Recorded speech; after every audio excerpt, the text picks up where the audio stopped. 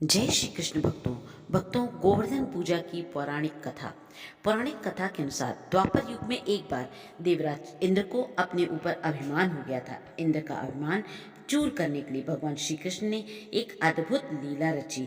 श्री कृष्ण ने देखा कि एक दिन सभी ब्रजवासी उत्तम पकवान बना रहे थे और किसी पूजा की तैयारी में व्यस्त थे। इसे देखते हुए श्री कृष्ण जी ने माता यशोदा से पूछा कि यह किसकी बात की तैयारी हो रही है। कृष्ण की बातें सुनकर यशोदा माता ने बतलाया कि इंद्रदेव की सभी ग्रामवासी पूजा करते हैं, जिससे ग्राम में ठीक से वर्षा होती रहे और कभी भी फसल खराब न हो और अन्न धन बना रहे। उसी समय लोग इंद्रदेव को प्रसन्न करने के लिए अन्नकूट चढ़ाते थे। यशोदा मैया ने श्री कृष्ण जी को यह भी बतलाया कि इंद्रदेव की कृपा से ही अन्न की पैदावार होती है और उससे गायों को चारा मिलता है।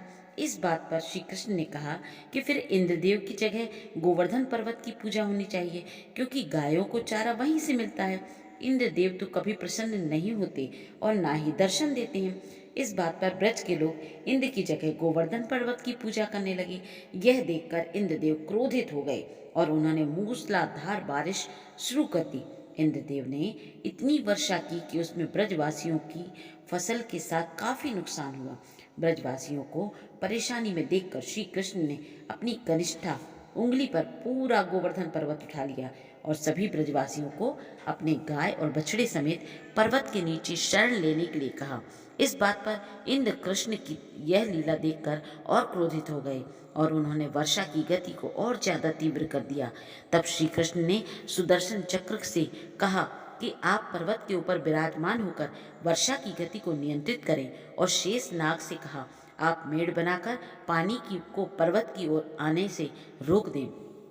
इंद्र लगातार 7 दिन तक वर्षा करते रहे। तब ब्रह्मा जी ने इंद्र से कहा कि श्री कृष्ण भगवान विष्णु के अवतार हैं और उन्हें कृष्ण की पूजा की सलाह दी। ब्रह्मा जी की बात सुनकर इंद्र ने श्री कृष्ण से क्षमा मांगी और उनकी पूजा करके अन्नकूट के 56 तरह का भोग लगाया।